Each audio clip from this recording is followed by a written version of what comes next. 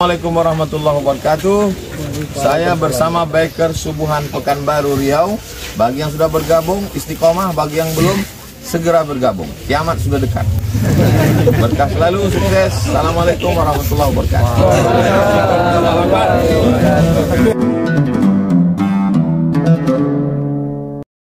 Assalamualaikum warahmatullahi wabarakatuh.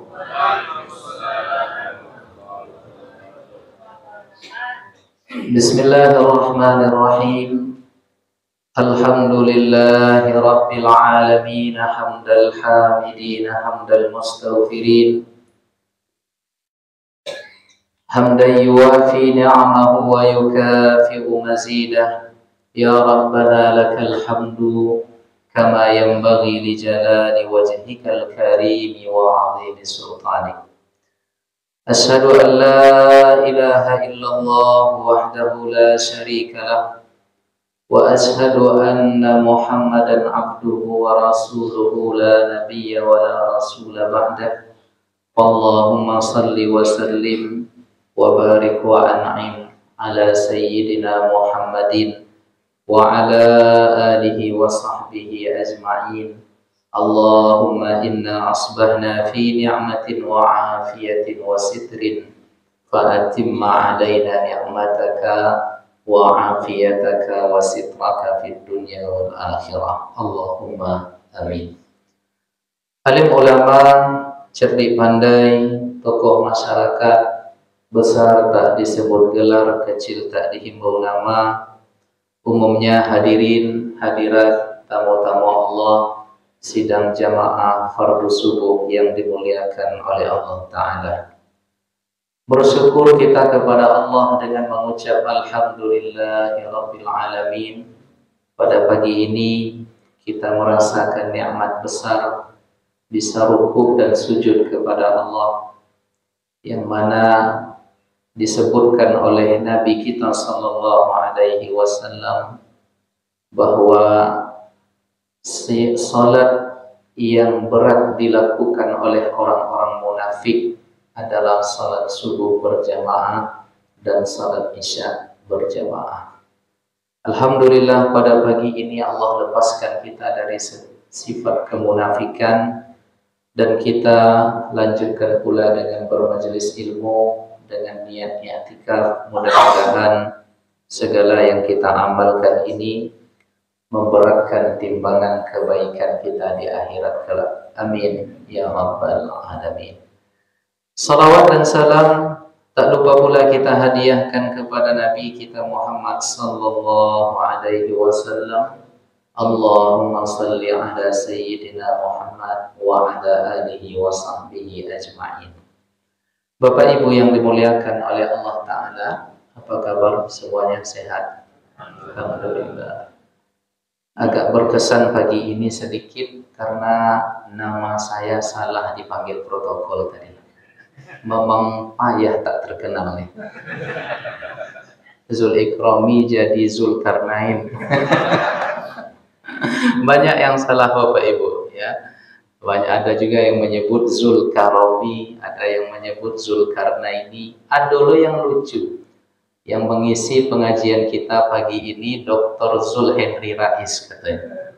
Nah, jadi Zul Ikrami jadi pula Zul Henry. Nah, tapi tak apa, ya, itu pula kenangannya di musola. Apa nama musola? Domere nampak betul belum jadi musola. Musola Al-Fitr. Baik Bapak Ibu yang dimuliakan oleh Allah Ta'ala, saya menggantikan tuan guru kita untuk menyampaikan kajian pada pagi ini. Tadi sebelum turun dari mobil saya berkeinginan menyampaikan tidak membaca Riyadhus Shalihin ya. Biarlah nanti dilanjutkan oleh tuan guru kita. Tetapi yang ingin saya sampaikan pada pagi ini adalah karena momennya adalah masih dalam Maulid Nabi, maka kita membahas poin-poin penting seputar Nabi kita Muhammad Sallallahu Alaihi Wasallam yang agaknya poin ini jarang diungkap atau jarang dibicarakan oleh para alim ulama kita di peringatan Maulid Nabi Muhammad Sallallahu Alaihi Wasallam. Ketika Allah mengatakan wa ma arsalnaka illa rahmatan lil alamin, Allah tidak mengutus Nabi Muhammad itu kecuali dalam rangka menampakkan bahwa ia adalah rahmatan lil alamin. Rasulullah itu menjadi rahmat bagi seluruh alam, sehingga pantas sekali Allah mengatakan laqad kana lakum fi rasulillahi uswatun hasanah. Nabi Muhammad itu menjadi suri tauladan yang baik, yang sempurna. Maka oleh karenanya Bapak Ibu sekalian, kesempurnaan Nabi Muhammad kita ini, yang pertama Allah berikan kepadanya mukjizat. Kemudian yang kedua Allah berikan kepadanya kesempurnaan akhlak dan fisik. Bahkan Allah mengatakan wa innaka la'ala khuluqin azim. Engkau Muhammad ala khuluqin azim, berada di atas akhlak yang agung, akhlak yang mulia. Guru kami di Mesir, murabbi kami ketika itu namanya Syekh Profesor Dr. Fathi Hijazi. Beliau adalah ahli balaghah, pakar bahasa Arab. Ketika menafsirkan wa innaka la'ala khuluqin azim, sesungguhnya engkau wahai Muhammad berada di atas akhlak yang agung, kata-kata ala menunjukkan posisi yang tinggi.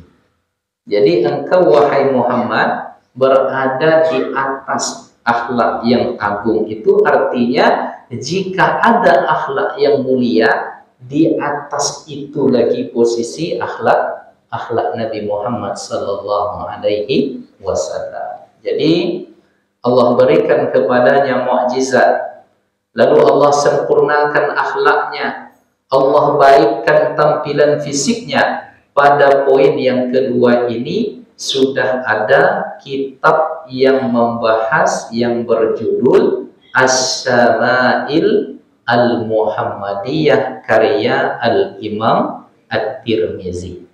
Nah, ini rutin kalau saya membacakannya, mengkajinya sekali sebulan di Masjid Miftahul Ni'mah. Kemudian ada juga Ustadz Dr. Mawardi rutin membacakan kitab ini sekali sepekan di Masjid Nurul Fajar di Jalan Fajar di setelah Ramayana dari sini. Jadi Bapak Ibu, rekan-rekan yang ingin mengikuti kajian ini silahkan.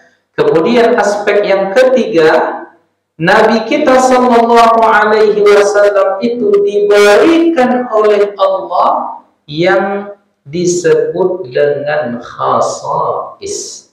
Khasais itu adalah sesuatu hal spesial yang diberikan kepada Nabi, tetapi tidak diberikan kepada Nabi yang lain, apalagi tidak diberikan kepada manusia dia biasa. Nah, jadi itu tiga. Yang pertama mukjizat, yang kedua syama'il, yang ketiga dinamakan dengan khasais. Khasais itu adalah hal spesial yang Allah berikan kepada Nabi kita Sallallahu Alaihi Wasallam yang tidak ada pada manusia yang lain. Apa contoh? Maka ini poin ingin kita uraikan. Yang pertama, Bapak Ibu yang dimuliakan oleh Allah. Nah, siapa Nabi yang paling ganteng? Coba ibu-ibu dulu saya tanya. Bu, Siapa Nabi yang paling gagah? Hah? Tidak jauh dari apa? Sulaiman. Baru sekali kau bodoh Sulaiman. Nabi Yusuf. Ada yang menyebut Nabi Sulaiman. Kalau di apa-apa siapa Nabi yang paling ganteng? Nabi Muhammad. Terjadilah 3 pendapat ikhtilaf besar pada pagi ini. Yang ibu satu mengatakan Nabi Sulaiman, yang kedua mengatakan Nabi Yusuf, yang ketiga mengatakan Nabi kita Muhammad SAW. Pada malam aku diisrakan oleh Allah dan dimi'rajkan, kata Nabi sallallahu alaihi wasallam. Dalam perjalanan itu aku diperjumpakan dengan segala atau dengan hampir seluruh nabi dan rasul. Maka Nabi sebelum naik Mi'raj itu Nabi Muhammad salat terlebih dahulu di Masjidil Aqsa, yang menjadi makmumnya ketika itu adalah para malaikat dan arwah seluruh nabi dan rasul. Wa taqaddamta lis-salati fa shalla kullu man fis. Ada yang hafal, Pak? Itu kan tarhim yang biasa dibaca di pagi-pagi subuh sebelum azan itu. Kalau di kampung kami masih rutin dibaca. Kalau di Pokan atau di kota atau di Siko agaknya lah jarang. Ya, sebabnya satu, ada yang menyebut itu bid'ah. Nah, biarlah kecilnya bid'ah, awak lanjutkan saja. Ya. Wa taqaddamta lis-salati fa shalla kullu man fis samai wa antal imam.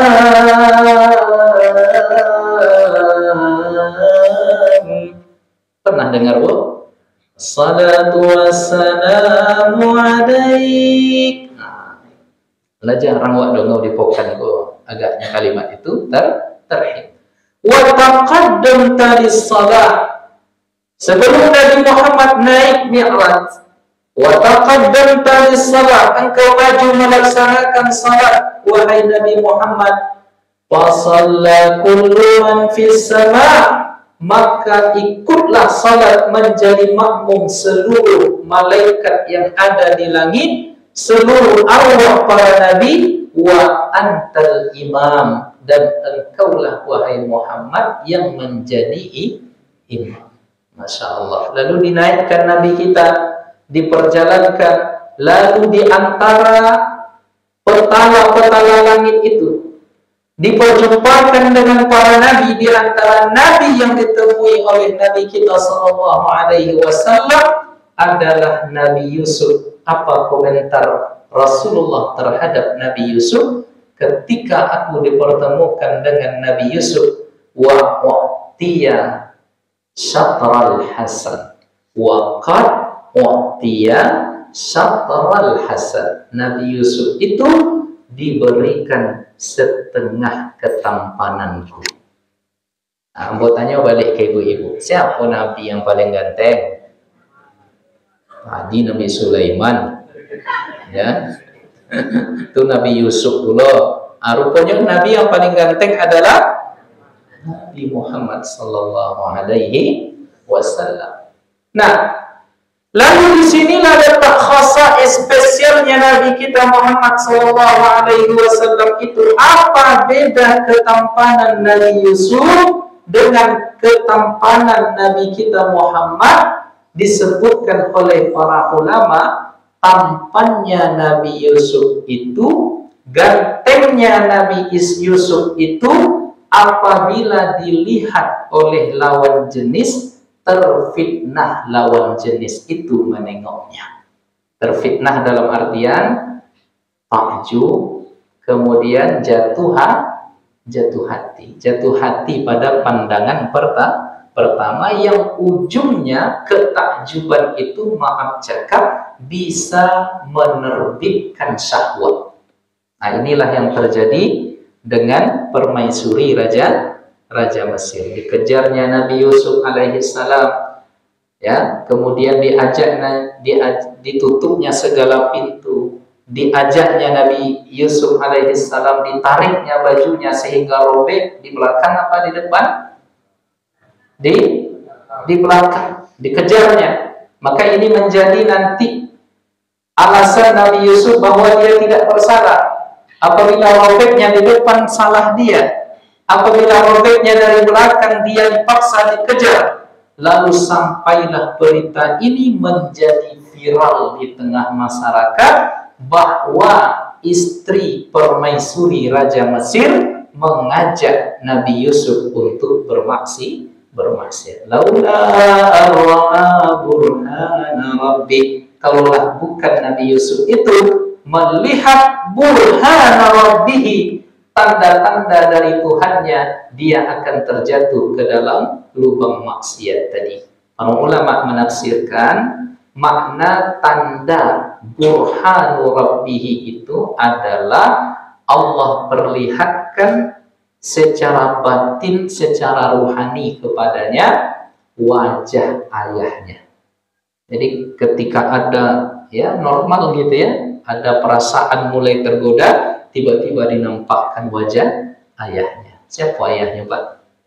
Ya, Yakub alaihissalam. Jadi kalau kita rupanya punya ayah yang soleh, ya, kemudian keturunan ayah yang baik, kemudian kita juga dekat, ya, hubungan kita dengan ayah kita, itu diantaranya Allah Ta'ala menghubungkan keterikatan rohani kita dengannya, sehingga ayah yang sudah meninggal pun atau ayah yang tidak mengawal kita, ternyata bersebab dia Allah menyelamatkan anak keturunannya dari maksiat. Maka Bapak Ibu yang masih memiliki ayah, memiliki ibu, ya jadikanlah mereka itu sebagai teman karib kita di dalam kehidupan ini.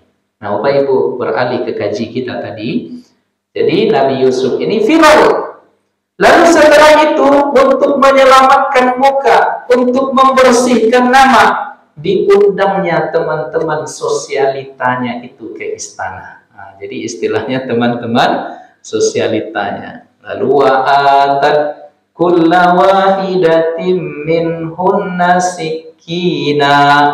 Masing-masingnya diberikan pisau, diberikan buah. Lalu keluarlah Nabi Yusuf alaihissalam. Tengamolah wanita tadi menengok Nabi Yusuf. Tengamo, Pak. Macam apa tengamo tuh? Ya, takjub. Ya, sehingga waqatta'na aydiyahun, hampir sampai mereka memotong jari-jari mereka ketika takjub melihat Nabi Yusuf. Nah, akhirnya apa? Terfitnah, menerbitkan syahwat, ada keinginan tidak baik karena tampannya Nabi Yusuf berbeda dengan tampannya Nabi Muhammad, manusia yang paling gagah di muka bumi ini. Setiap para sahabat memandang wajah Nabi, semua hadir di hati mereka. Pandangan itu adalah pandangan ke wajah yang santun, wajah yang manis, wajah yang mengingatkan kepada Allah. Dan saking hebatnya wajah Nabi itu tampannya, ketika para sahabat ditanya seperti apa engkau melihat Rasulullah, lalu para sahabat mengatakan, lisanku tak mampu mensifatkan seperti apa wajahnya, yang ada hanya ketundukan, kesantunan, ketentraman, kebahagiaan, sehingga para sahabat hanya menyebut wajah Rasulullah itu nurah. Apa itu nur? Cahaya bagai malam bulan purnama. Makanya ada pujian kepada Nabi. Qamarun, qamarun, qamarun, dengan Nabi qamarun. Hafal, Bu? Oh, Bu. Wajamil, wajamil, wajamil, sidnan nabi wa jamil. Qamarun artinya bulan di malam purnama, mewakili keindahan Nabi kita Muhammad sallallahu alaihi wasallam. Itu yang pertama, khasais Nabi Muhammad sallallahu alaihi wasallam. Lalu yang kedua, Sayyidina Abbas menceritakan ketika Nabi Muhammad sallallahu alaihi wasallam dilahirkan pada bulan Rabiul Awal, tepat jatuh pada hari Isnin, Nabi Muhammad dilahirkan. Apa kata Ibnu Abbas? Wulida Rasulullah sallallahu alaihi wasallam mahtunan masruran maqtu'as surati. Nabi Muhammad itu ketika dilahirkan, kata pamannya Abbas, itu dilahirkan dalam keadaan sudah berkhitan, kalau bahasa Jawanya sudah bersunat, masruran, bahagia, tersenyum, tidak menangis. Maqtu'as surati. Dalam riwayat lain diceritakan ketika lahir itu Nabi Muhammad tidak membawa tali pusar, atau langsung lahir tali pusarnya sudah terpotong. Jadi poin yang kedua ini, khasais Nabi itu ya ada 3 disebutkan dalam riwayat Abbas. Yang pertama lahir dalam keadaan bersunat, yang kedua lahir dalam keadaan tidak menangis. Kalau awak, bapak-bapak lahir dulu nangis apa tidak? Kok tahu? Hah? Itu konang le. Ibu-ibu dulu lahir nangis apa tidak? Kok ibu tahu?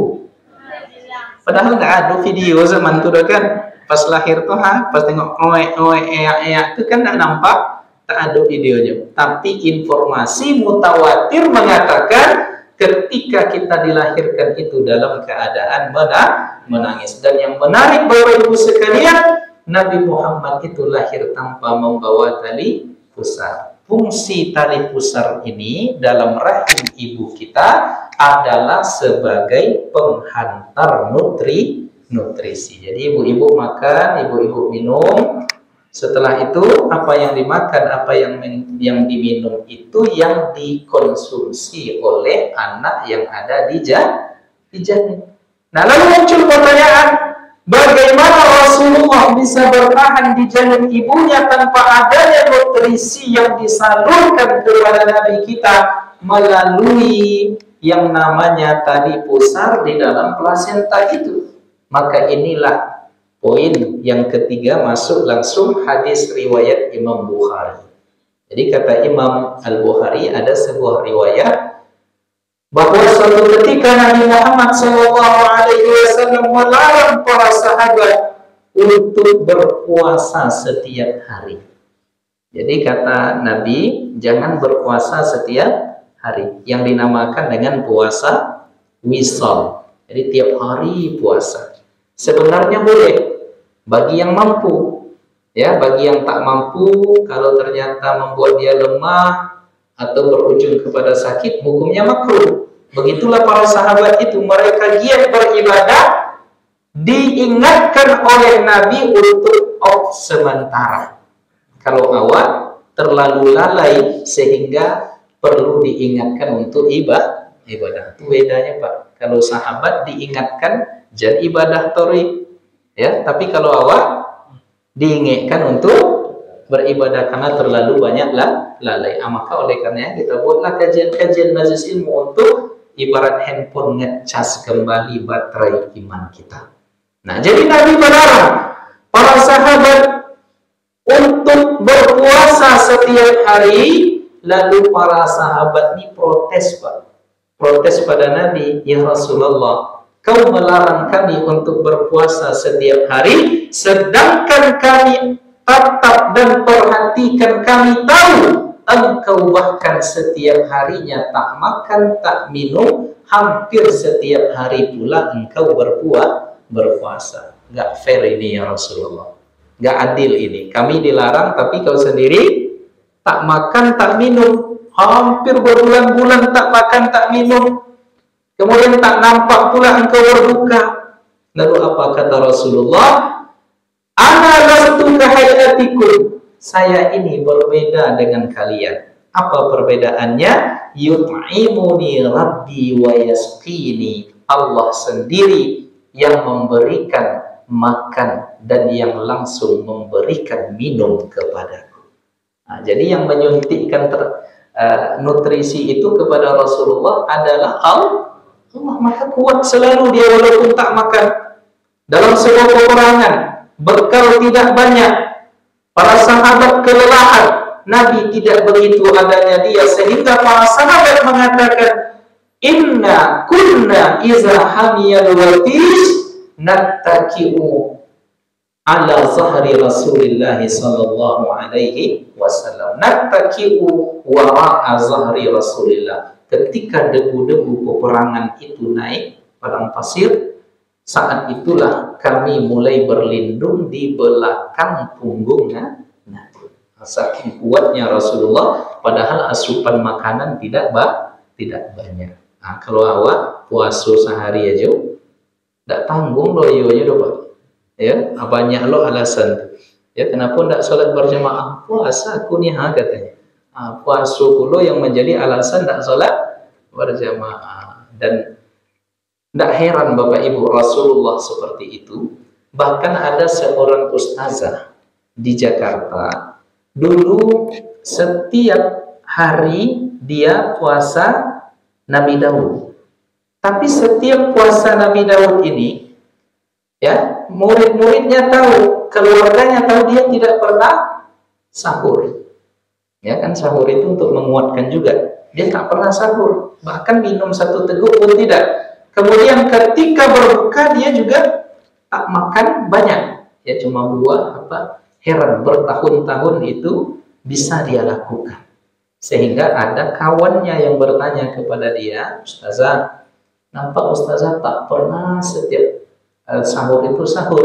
Ketika berbuka pun Ustazah sedikit minum air putih sudah. Kok bisa sekuat itu padahal aktivitasnya banyak? Apa kata beliau? Ada satu rahasia. Katanya, rupanya setiap malam Ustazah ini sebelum bangun jam 4, jam 3 untuk tahajud itu, dia bermimpi. Dalam mimpinya itu Bapak Ibu, seolah-olah dia makan makanan yang lezat, minum sepuasnya, sehingga ketika bangun subuh itu dia sudah kenyang. Itu 3-4 tahun dialaminya seperti itu. Nah ini namanya kalau di manusia orang-orang soleh namanya karomah. Awak menyebutnya keramat. Nah, aduh karomah. Ya. Dan setelah dia menceritakan itu kepada sahabatnya ini, mulai saat itu esok malamnya mimpi itu hilang selamanya, dicabut oleh Allah Ta'ala. Itu ditulisnya dalam sebuah buku memoir. Kalaulah saya tak ceritakan kepada orang lain, mungkin sampai hari ini Allah masih memberikan karomah itu. Nah, jadi kalau ada apa-apa yang bisa tobang, jangan kecein ke orang. Ya, bisa jalan di DTI, bisa topang DT awan, jangan kecein. Ya, kamu bisa juga jalan DT Lawi itu Pak, cuman ambo kecein. Ya. Tapi naik kapal.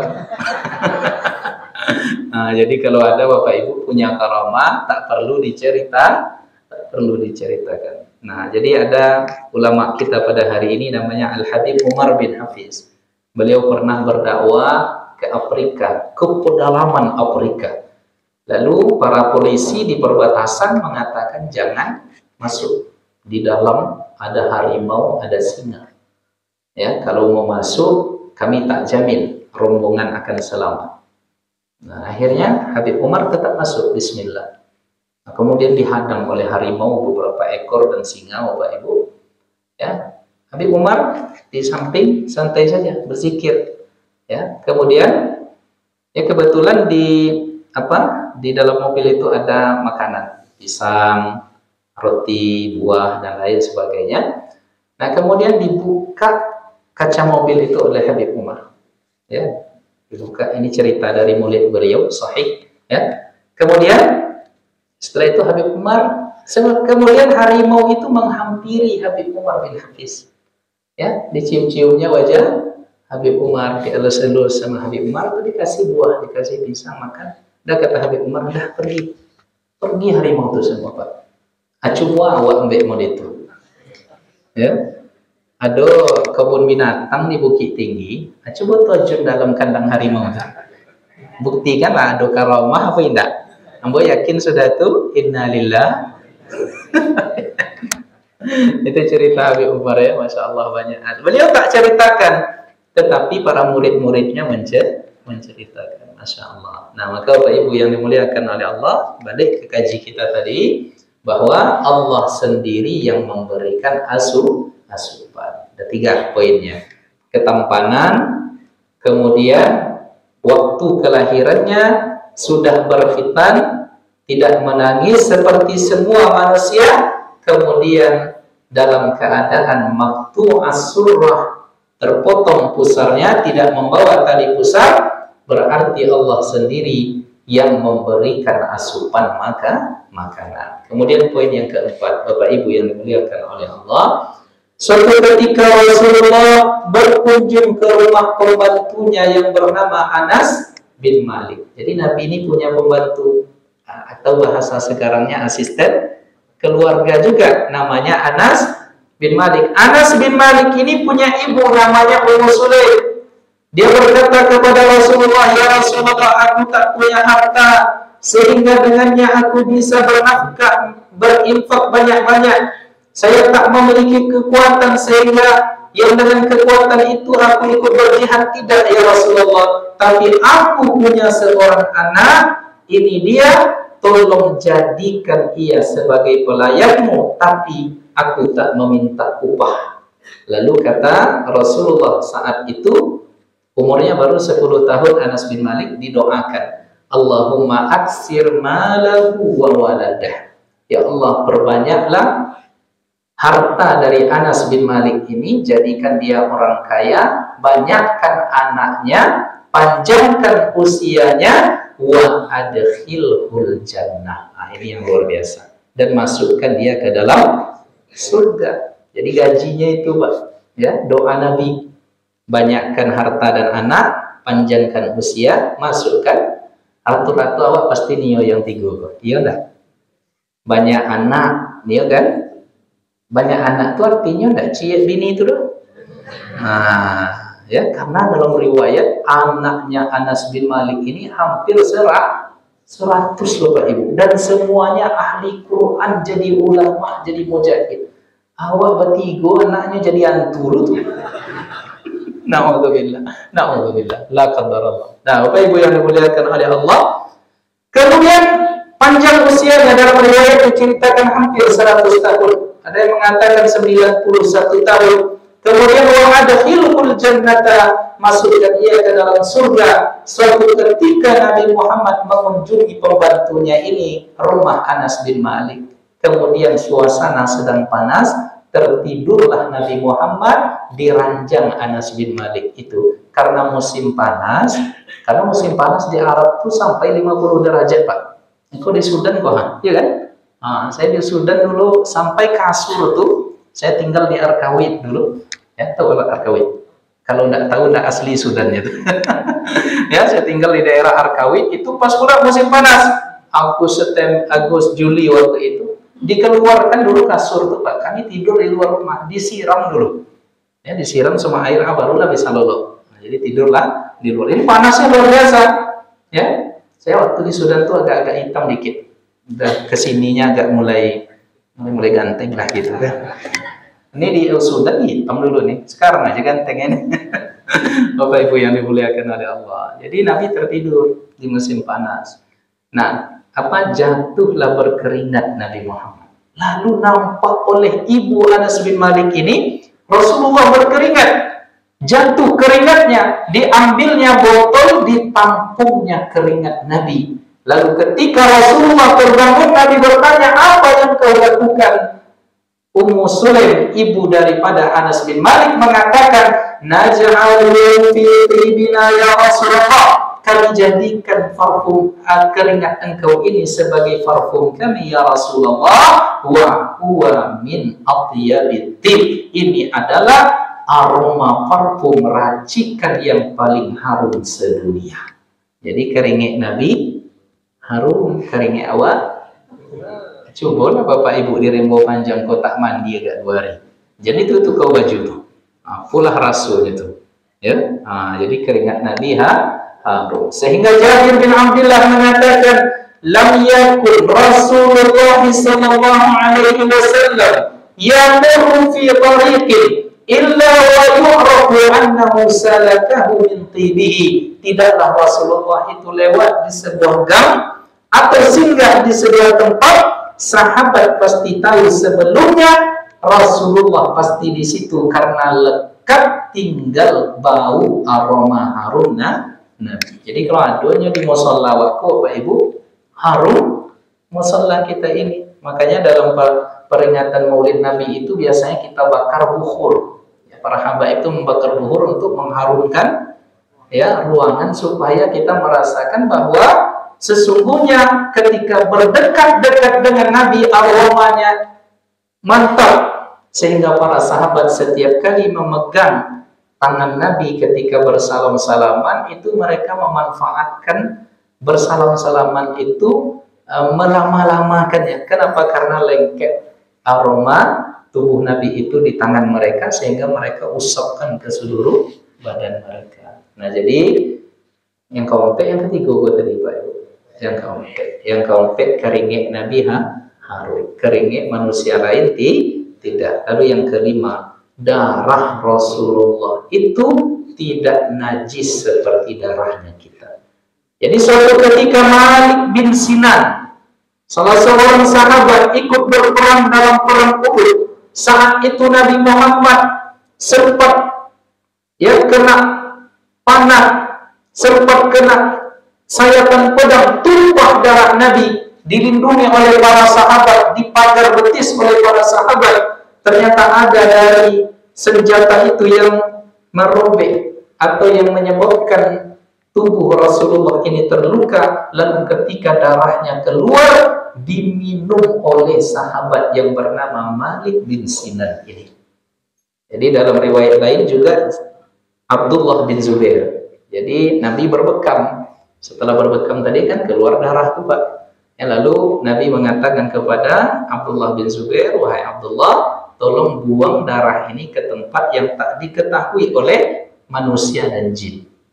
Nah, lalu cari-cari, bingung siapa nama tadi? Abdullah bin Zubair. Bingung lah dan minum juga gitu ya. Diminumnya Bapak Ibu. Lalu berjumpa Nabi, ditanya oleh Nabi, di mana kau buang? Oh, ini ngambu ya Rasulullah. Tadi mana kan dibuang, ngambu minum katanya. Lalu Rasulullah hanya tersenyum menunjukkan bahwa darahnya tidak najis. Tidak seperti darah Hawa ada bau amis dan lain sebagainya. Nah, ini yang kelima, dan bahkan yang paling mencengangkan Bapak Ibu sekalian, hadis riwayat Imam Tabrani, Baihaqi dan Al-Imam Al-Hakim. Ada juga di dalam riwayat Ad-Daruqutni. Suatu ketika Nabi Muhammad pipis. Lalu Nabi pipis di sebuah botol. Ya, botol. Mungkin kalau bahasa awaknya mungkin kini pispot. Ya, pispot yang apa itu? Lalu setelah itu Nabi istinja dengan 3 batu. Jadi dalam fikih selain air, media untuk membersihkan kotoran, baik buang air besar, buang air kecil itu bisa dengan batu. Nah, tengok-tengok batu yang agak kosek gitu. Ya, nah, untuk zaman kini bisalah digantikan dengan tisu. Nah, Bapak Ibu yang dimuliakan oleh Allah, setelah itu Nabi pipis beristinja, lalu diletakkanlah botol atau pispot itu di bawah ranjang. Ya, di sebuah tempat di ruang tamu rumah Nabi.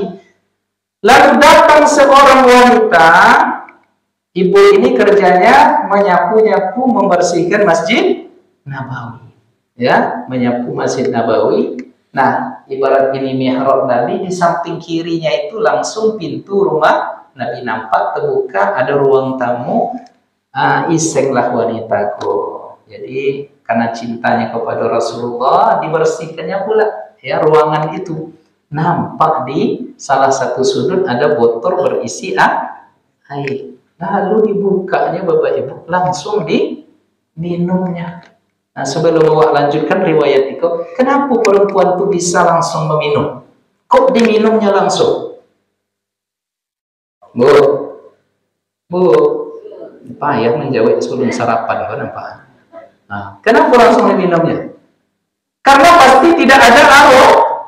Kalau ada aroma bau, tentu dia tidak akan minum. Mungkin ya logis kan? Masuk akal tidak? Langsung diminum karena kalau bau, aduh kawan ambo di pesantren dulu Pak, penapik ke WC, ya. Saya pun nampak dia di asrama tuh ada termos air hangat. Dibukanya pipisnya situ. Ya, tuh loloknya balik. Karena waktu itu kami ya zaman pesantren waktu itu WC-nya ke bawah. Ya, terjago malam tuh selesai pipis. Nah, takutnya ke bawah. Nampak dia punya kawan ke termos. Kan lain loh angin-angin itu kan. Pipis di situ. Pas pagi kebetulan yang punya termos itu ketua senior asrama. Onde-mande dibukanya Pak.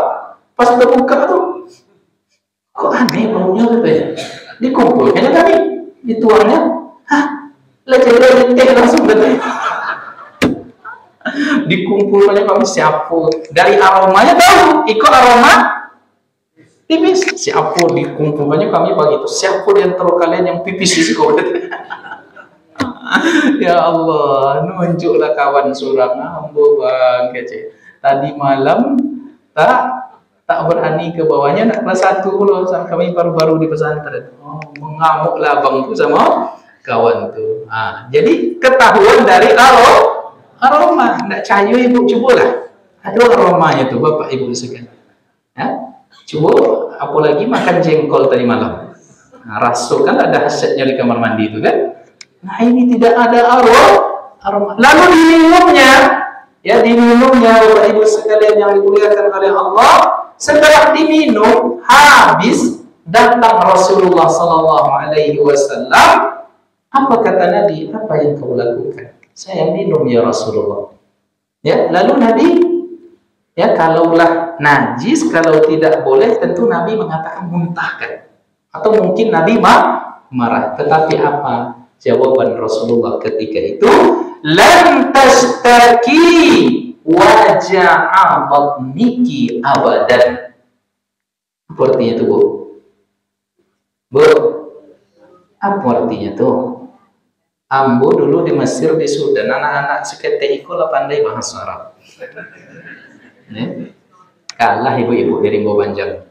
Ya. Lan tashtaki waja'a batniki abadan. Selamanya engkau tidak akan merasakan sakit perut sampai akhir hayat.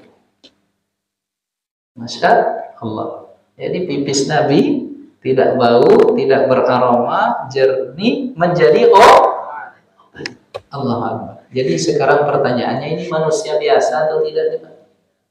Tidak manusia biasa. Sehingga wajar sekali ya Al-Imam Al-Busiri di dalam burdahnya mengatakan, khuliqta mubarra'an min kulli aibin ka'annaka khuliqta kama tasha. Engkau diciptakan lepas bersih dari segala aib, seolah-olah engkau diciptakan seperti yang engkau kehendaki saja. Jadi awakku kalau bisa kan ganteng, tinggi, putih, sempurna lah. Kok bisa hidung mancung atau banyak awak yang hidung pesek kok operasi plastik supaya hidung mancung. Tetapi apa Bapak Ibu, Rasulullah diciptakan mulia, diciptakan hampir sempurna, seolah-olah engkau diciptakan seperti apa yang engkau kehendaki ya Rasulullah. Lalu sebagian orang mengatakan kalian terlalu berlebihan kepada Nabi.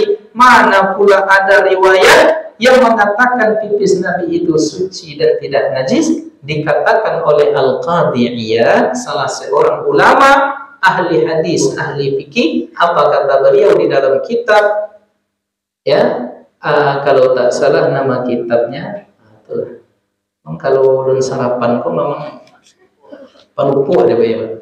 Asy-Syifa bi ta'rif atau fi ta'rifi huquqil Mustafa. Huquqil Mustafa. Apa kata beliau?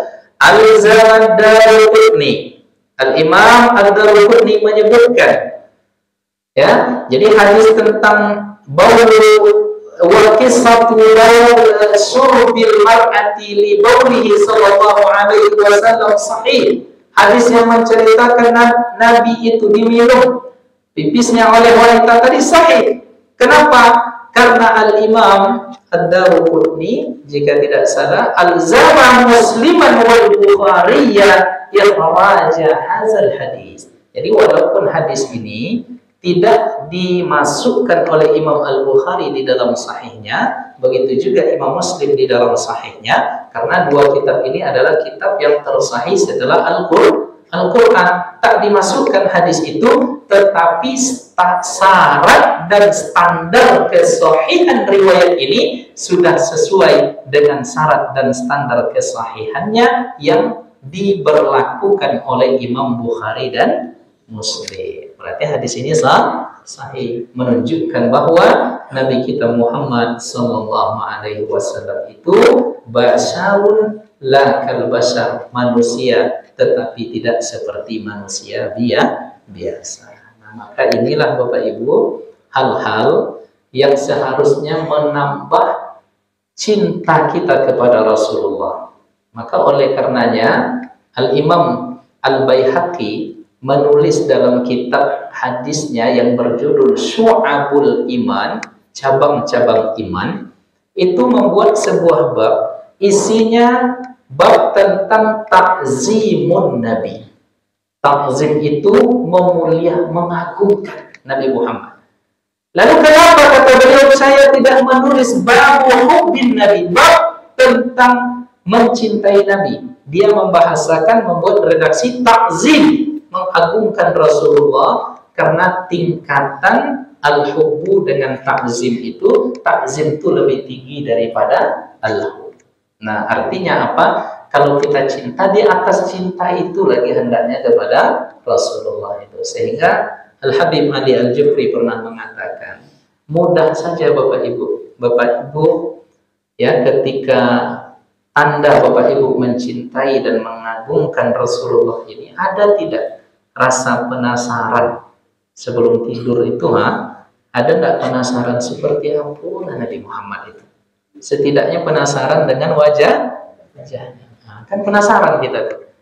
Abang-abang, pak-pak yang lah nikah, sebelum hari berjumpa pasangan yang lah nikah, itu pasti malam-malam menjelang lamaran itu rasanya jujur itu jawabannya tuh. Ya, kamu gitu ya dulu Pak, karena jarang nampak istri bercadar. Macam mana? Dulu tahu wajahnya, tapi tentu semakin hari semakin cantik, ya tak? Nah, pakai cadar beliau waktu sebelum hari lamaran tuh, karena pas lamaran tuh cadar harus dibuka. Itu penasarannya luar biasa. Kalau bisa digunting malam tuh digunting, ya, untuk besok berjumpa dengan kekasih hati. Kalau yang belum nikah ya nggak paham ke depan. Ya Pak, nggak paham gitu kan? Siapa yang belum nikah sekali Pak? Belum nikah? Nampak dari wajah yang belum nikah nih Pak. Wajah yang belum nikah nih saya tengok agak menderita sedikit. Begitulah kita penasarannya kepada pasangan hidup, calon suami, calon istri. Sekarang coba diganti.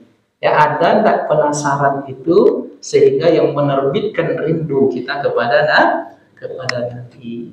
Ya, maka Bapak Ibu yang melihat sebelum tidur itu coba ada enggak rasa itu muncul? Kalau enggak ada, payah itu nampaknya nanti akan dapat syafaat Nabi. Payah tuh kalau enggak ada itu. Setidaknya ya setelah rindu itu muncul, penasaran, kita bersalawat, baca salawat sekali dua kali, ya tak masalah. Banyak lebih elok. Lalu setelah baca salawat itu, kata riwayat Imam Ahmad, Nabi mengatakan setelah baca salawat, bacalah doa, Allahumma ansilhul maq'adal muqarraba indaka yaumal qiyamah. Maka orang yang bersalawat dan membaca doa itu diberikan wajib dapat syafaat Nabi. Jadi ada nggak rasa penasaran dan rasa rindu kepada Rasulullah? Terakhir, tentang rindu kepada Nabi ini ada kisah menarik Bapak Ibu. Jadi Bilal bin Rabah, tukang azan Nabi, setelah Nabi Muhammad wafat, dia tak mau azan lagi. Ya, akhirnya dia pindah ke Damaskus, ke Syria. Nah, kemudian setelah beberapa tahun setelah itu, bermimpilah dia berjumpa dengan Nabi. Lalu Nabi mengatakan, "Ya Bilal, ma hazal jafa." Wahai Bilal, kok kering rasanya hubungan kita sekarang? Maksud Nabi, kenapa kau tak kunjungi aku? Kenapa tak ziarah padaku? Lalu setelah mimpi ini Bapak Ibu, terbangunlah Bilal. Lalu setelah itu dia memutuskan untuk berangkat ke Madinah.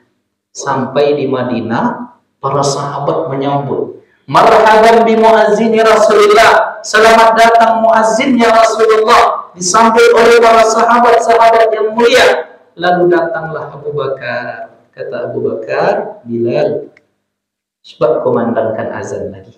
Kami rindu dengan suara. Tidak lagi wahai Abu Bakar. Tak kuat lagi saya, ya, azan itu. Karena di dalam azan itu ada kalimat asyhadu anna Muhammadar Rasulullah. Saat menyebut Muhammad itu runtuh hatiku. Ya. Timbul rinduku wahai Abu Bakar. Nah, yang sulitnya ketika rindu itu datang, obat rindu tak ada. Ya enggak, Pak? Kemana hati nak dibawa? Karena ketika rindu seseorang, ternyata orang yang dirindui tidak bisa ditengok. Ya.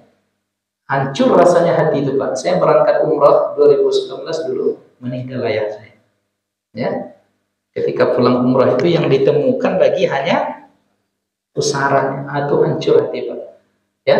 Saat rindu itu datang, kemana tidak diadukkan kerinduan itu. Nah, itu yang sulitnya itu.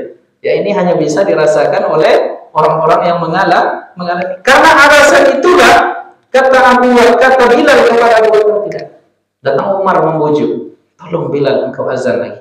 "Tidak, wahai Umar." Datang Utsman, "Tidak." Datang Ali, "Tidak." Oh, datang Hasan dan Husain. Nah, datang Hasan Husain, "Wahai paman Bilal, kami rindu suaramu. Azan dah lagi." Tak sanggup Bilal menolak permintaan cucu kandung Rasulullah ini. Akhirnya apa? Naiklah dia ke menara, lalu dia azan di sana. Allahu Akbar, Allahu Akbar. Bajjatil Madinah. Madinah terkejut. Kenapa? Dengan azannya Bilal itu.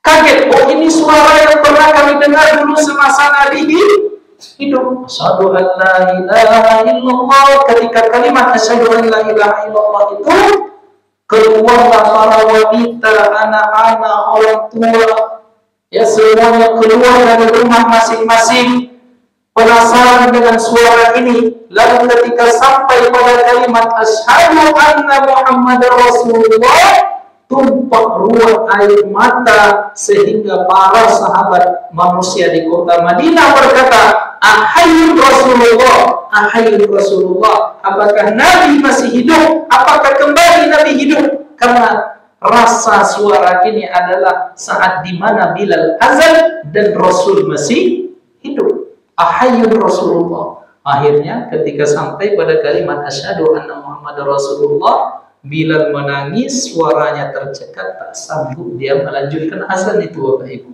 Karena rasa rindu kepada Nabi, sehingga ketika azan mengumandangkan asyhadu anna Muhammadar Rasulullah itu, berkumpul seluruh penduduk Madinah, sehingga para periwayat sejarah mengatakan, kami tidak pernah menengok, kata para sahabat, banjir air mata di Madinah, di masjid Nabi dekat makamnya, seperti banjirnya air mata di saat Bilal mengumandangkan asyhadu anna Muhammadar Rasulullah. Tidak ada banjir air mata yang lebih luar biasa pada hari itu. Begitu para sahabat itu. Karena sekarang ya majelis-majelis maulid ini kan membicarakan Nabi ini kan dalam rangka kita mentakzim Rasul. Adu-adu juga yang menyubik bid'ah. Mana perlu otak itu? Ya, nah, ini yang bagian ini jangan diposting nanti. Ya. Ya Allah, mana pun otak itu, Pak. Ya, kita datang di sini zikir, menyebut Nabi, ya, dan ini bukan sebuah ibadah dengan waktu dan tata cara tertentu, ya tidak. Ya, kapanpun bisa, lepas zuhur bisa, lepas asar bisa, bukan ibadah yang terikat dengan waktu dan tata cara tertentu. Ini kebiasaan ini jika motifnya adalah demi mencintai Nabi, maka insya Allah berpahala. Oke, itulah Bapak Ibu yang dimuliakan oleh Allah, kaji kita begitu. Biarlah Riyadhus Shalihinnya nanti dengan Tuan Guru. Ya Bu, karena momen Maulid ingin menggugah hati kita bersama, ya supaya semakin cinta kepada Nabi. Jangan sampai anak-anak awak lebih kenal Upin Ipin daripada Hasan dan Husin. Aku masalahnya kini Pak Ibu. Ya, jadi Bapak Ibu yang muliakan oleh Allah, demikian kaji kita pada pagi ini, mudah-mudahan diberkahi oleh Allah Subhanahu wa taala. Kita bermohon kepada Allah, mudah-mudahan siapa yang punya hajat dikabulkan hajatnya oleh Allah. Siapa yang diberikan sakit, Allah berikan kesembuhan kepadanya, baik kita ataupun seluruh keluarga yang kita cintai. Sebelum kita tutup, ada pertanyaan. Semoga Ustaz dalam keadaan sehat dan dengan Allah, amin. Izin bertanya, seorang perempuan menikah pakai wali hakim karena ayahnya tidak bisa hadir karena jauh dan belasan tahun ayahnya tidak berjumpa dan tidak mengetahui nama lengkap ayahnya. Ternyata pas diakad nama ayahnya salah disebut, misalnya Zuhaidi menjadi Zuhdi. Bagaimana? Salah sebut. Bagaimanakah status pernikahannya Ustaz? Saksi mensahkan waktu itu dan kesalahan nama itu diketahui setelah pernikahan berjalan 2 tahun. Malah 2 tahun baru tahu nama ayah. Siapa anaknya kok tidak tahu nama ayah?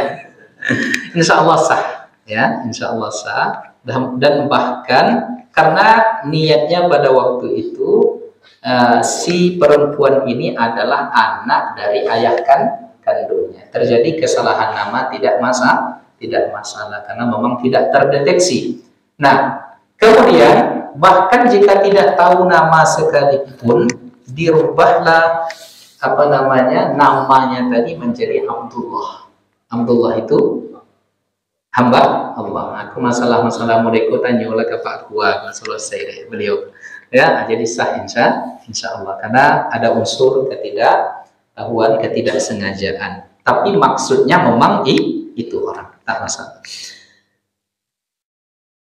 Ya baik.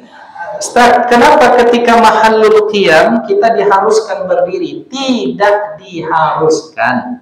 Tetapi itu etika ketika menyebut dan bersikap kepada Nabi. Dalilnya mana? Suatu ketika Nabi Muhammad duduk. Pada saat itu datang Sa'ad bin Mu'az, kalau tidak salah, ya, ada seorang sahabat Nabi. Nabi mengatakan, "Qumu li sayyidikum." Berdirilah kalian menyambut tuan kalian ini. Jadi Nabi menyuruh menyambut dalam rangka menghormati. Lalu Nabi datang mengunjungi Fatimah. Fatimah langsung berdiri menyambut Nabi. Hadis ayat lain, la tarfa'u aswatakum fawqa sautin Nabi. Jangan kalian angkat suara di depan dengan Nabi, artinya menyuruh beradab kepada Rasulullah. Ketika mahallul qiyam itu ceritanya Nabi sedang dilahirkan. Ketika Nabi lahir itu Allah kullu syai' segala sesuatu, segalanya di muka bumi ini menyambut Nabi ketika lahir, sehingga bercahaya, kemudian sehingga terang benderang, kemudian mati api para majusi dan lain sebagainya. Maka ekspresi itu seolah Nabi datang, seolah Nabi hadir, ekspresinya kita berdiri menyambut Rasulullah. Tapi tak wajib, tapi tak harus. Sehingga fala yunkaru ala man lam yakum, tidak perlu kita berkeras-keras pula kepada orang yang tidak berdiri. Itu ekspresi, ya, ketika Nabi datang lahir, seolah Nabi lahir itu kan ceritanya Nabi lahir kita sambut, maka kita berdiri. Itu hanya ekspresi saja. Maka para ulama kita ya menganjurkan kalau bisa berdiri, menunjukkan ekspresi, ya, sama dengan kita ketika baca Tadi ketika kita baca riwayat Bilal, tadi kan ekspresi kita macam-macam Pak. Ada yang air matanya menetes, ada yang hatinya bergetar, ada yang ketika zikir itu ya, ada orang yang ketika zikir itu nikmat, bergoyang kepalanya. Orang sedang bernapas kok, orang sedang menikmati ekspresi la ilaha illallah. Dan bahkan ekspresi zikir itu bahkan ada yang sampai berdiri mereka Bapak Ibu. Ya, berdiri la ilaha. Itu namanya kalau dalam kaji-kaji awak rati toga. Berarti tapi dalam keadaan berdiri. Ada banyak ratusan dalil tentang itu. Ini ekspresi. Minum kopi. Setelah minum kopi tadi ada yang ekspresinya karena dapet rasa kopi itu. Ada yang tengah mau. Nah, itu ekspresi berbeda. Nah, ketika cerita tentang Nabi lahir, ekspresinya kita sama-sama berdiri sambil bersolawat. Kita rasakan. Dia lain nikmatnya tuh Pak. Baca sholawat, kemudian majelis, lain nikmat. Jadi orang yang menyalah-nyalahkan itu karena tidak tahu rasa saja sebenarnya. Jadi dia salahkan ekspresi kita karena dia tak pernah minum kopi. Tapi tidak wajib, tidak pula harus. Jadi tidak harus, ya. Siapa yang mau silahkan berdiri. Dia otomatis saja tuh Pak. Sama dengan kita minum kopi tadi, ekspresi itu muncul otomatis. Kalau kita pahami maulid itu jalannya Nabi lahir, kan ceritanya itu luar biasa itu, maka kita ekspresinya berdiri, tapi tidak wajib, tidak pula harus. Banyak pertanyaan pagi kan, doa mantan anak sekolah, ya. Mak, kok lo ketik lo ketiknya lo, ya, kok nampaknya khusus untuk tuan guru lah menjawabkan nanti. Bagaimana solusi jika anak suka main judi online yang sudah terlalu parah sehingga orang tua terhutang untuk membayar hutang? Ya Allah, masukkan dalam goni, campakkan ke sungai. Masukkan, campakkan ke sungai. Mana sih yang dokter? Jangan suka kampar lah. Ya Allah ya Karim. Ya, Bapak Ibu yang dimuliakan oleh Allah. Ya, kalau cari solusi tentu yang pertama hubungan yang rapat antara anak dan orang tua. Karena kalau sudah rapat, insya Allah akrab, ya, maka insya Allah anak ini akan patuh. Mungkin ada yang hilang didapatkan oleh anak ini di keluarganya, di ayah bundanya. Maka tolong dekatkan lagi hubungan fisik dan batin antara ayah dan anak. Ya, kemudian teknisnya, solusinya, ya, tentu diberikan lingkungan yang baik. Ya. Maka kalau bisa, kalau dia sekolah di SMP, kalau bisa pindahkan ke pesantren. Yang ketiga, bawa ke psikolog, yaitu karena ada yang kecanduannya sudah luar biasa, ini sudah sakit jiwa ini yang begini nih. Nah, itu beberapa hal yang bisa dilakukan. Kemudian apa amalan yang harus dilakukan bagi orang tua? Tak ada amalan khusus kecuali memperbanyak doa. Nah, doakan anak ini, khususkan doa anak ini, karena doa seorang ibu dan ayah terhadap anaknya mustajab.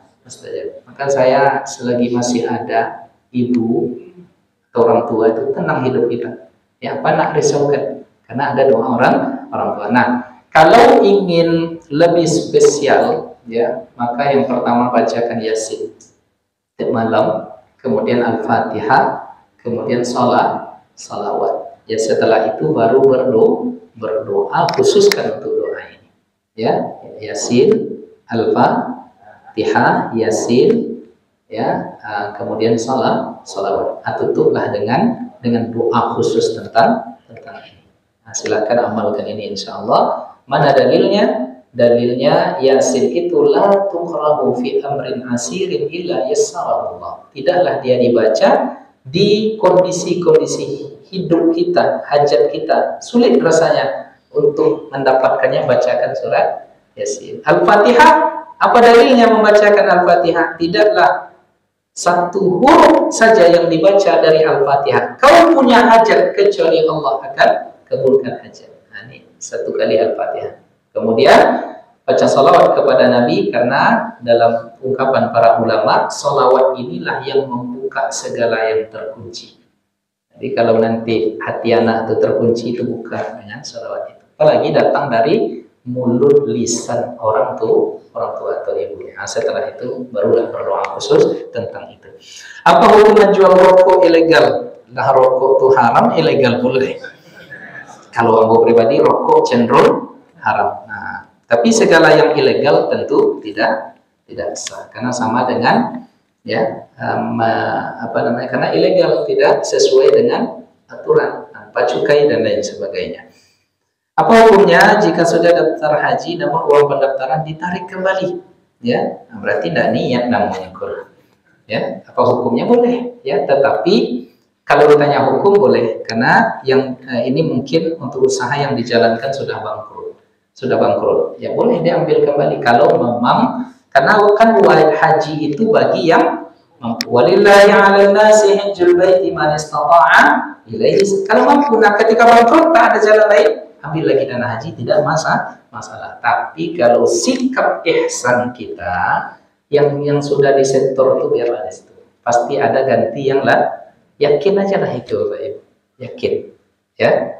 Cuma masalahnya tidak yakin. Allah Ta'ala yang ganti nanti. Ya, banyak kejadian ini yang seperti ini pernah ditanyakan ketika kita sarankan kalau udah diniatkan untuk itu, bukan tak boleh, biarkan saja Allah nanti yang akan menggantinya. Cuma masalahnya kita yakin apa tidak. Ya, jadi itu kalau ditanya hukum di saat bangkrut, ya nggak masalah. Tetapi supaya jangan salah paham nanti pada sikap ihsan kita kepada Allah, dana yang sudah disetorkan tadi, mudah-mudahan nanti Allah ganti dengan yang lain supaya jangan-jangan nanti bangkrutnya bisa teratasi karena barokah sudah setoran haji insya Allah, yakinkan itu. Tapi kalau udah pailit betul rasanya, lah payah lo nak makan, lah payah lo nak nyekolahkan anak yang mau apa boleh buat ad-darurah ya, darurat kesusahan itu maja'ala 'alaikum fid din min haraj. Allah Ta'ala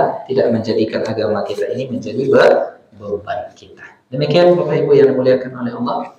Mohon maaf saya tak bisa ikut sarapan nanti, Bang Ketua ya, antar anak tugas negara pagi hari. Demikian, semoga yang sakit di antara kita dan keluarga kita disehatkan oleh Allah, yang punya hajat diberikan hajatnya oleh Allah, yang berhutang Allah lunaskan hutangnya, dan segala harapan keinginan kita mudah-mudahan diberikan oleh Allah dalam waktu yang singkat. Ala hazihi niyyah wa ala kulli niyatin salihah. Al-Fatihah. A'udzu billahi minasyaitonir rajim. Bismillahirrahmanirrahim. Alhamdulillahi rabbil alamin. Arrahmanir rahim. Maliki yaumiddin. Iyyaka na'budu wa iyyaka nasta'in. Ihdinas siratal mustaqim. Siratal ladzina an'amta 'alaihim ghairil maghdubi 'alaihim waladdallin. Amin. Billahi taufiq wal hidayah. Assalamualaikum warahmatullahi wabarakatuh.